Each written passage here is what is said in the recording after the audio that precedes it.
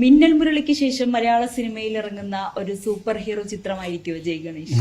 അല്ല, ഇത് സിനിമയുടെ ജോണർ എന്താണെന്ന് ഞാൻ പറയുന്നില്ല. ആക്ച്വലി ഐ തിങ്ക് നല്ലൊരു കുടുംബചിത്രമായിരിക്കും. കുടുംബങ്ങൾക്ക് വളരെ സന്തോഷത്തോടെ ഈ വിഷുക്കാലത്തും ഈദ് സമയത്തും എല്ലാവർക്കും ഒരേപോലെ ആസ്വദിക്കാൻ പറ്റുന്ന സിനിമയായിരിക്കും. എന്തുകൊണ്ടെന്ന് വെച്ചാൽ, ഞാൻ മാളികപ്പുറം എന്ന സിനിമ വിജയിച്ച് ഞാൻ ഇനി അടുത്തത് എന്ത് ചെയ്യണമെന്ന് വിചാരിച്ചപ്പോൾ I took a small break. ആ സമയത്ത് ഞാൻ ഒരുപാട് സ്ക്രിപ്റ്റുകൾ വായിച്ചുകൊണ്ടിരിക്കുകയായിരുന്നു. ഈ സ്ക്രിപ്റ്റുകൾ നമ്മൾ എൻ്റർടൈൻ ചെയ്യുന്ന സമയത്ത് തന്നെ ഞാൻ പബ്ലിക്കിനെ എല്ലാവരും മീറ്റ് ചെയ്യുമ്പോൾ എല്ലാവരും ആവശ്യപ്പെട്ടത് ഒരു നല്ല കുടുംബചിത്രം തന്നെ ചെയ്യണം. എനിക്കും തോന്നി മാളികപ്പുറം എന്ന സിനിമ എനിക്ക് തന്നത് ഒരു വലിയൊരു റെസ്പോൺസിബിലിറ്റി കൂടിയാണ്. ദാറ്റ് ഈസ് ഒരു ഫാമിലീസ്, അല്ലെങ്കിൽ കുട്ടികൾ, മുത്തശ്ശിമാർ, അമ്മമാർ എല്ലാവർക്കും ഒരേപോലെ ഒരു സിനിമ ആസ്വദിക്കണം എന്ന് ആഗ്രഹമുണ്ടെന്ന്.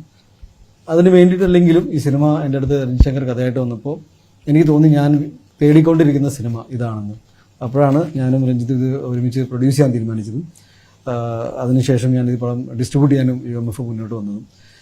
സോ ബേസിക്കലി ഇതൊരു നല്ലൊരു കുടുംബചിത്രമാണ്. ഏത് തരം സിനിമയാണിത്, ഇത് സൂപ്പർ ഹീറോ സിനിമയാണോ ഇല്ലയോ എന്നൊക്കെ, മിന്നൽ മുരളി പോലെയാണോ ഇല്ലെങ്കിൽ നാളെ റിലീസാണല്ലോ, ഒരു ദിവസമെങ്കിലും വെയിറ്റ് ചെയ്ത് I M GLAAD that RDX എന്ന സിനിമയ്ക്ക് ശേഷം മഹിമ ഓൾസോ ഈ കഥ കേട്ടിട്ട് ഭയങ്കര എക്സൈറ്റഡ് ആയി ആസ് എൻ ആക്ടർ. അപ്പോൾ പുള്ളിക്കാരത്തി ഇതിൽ പാട്ടൊക്കെ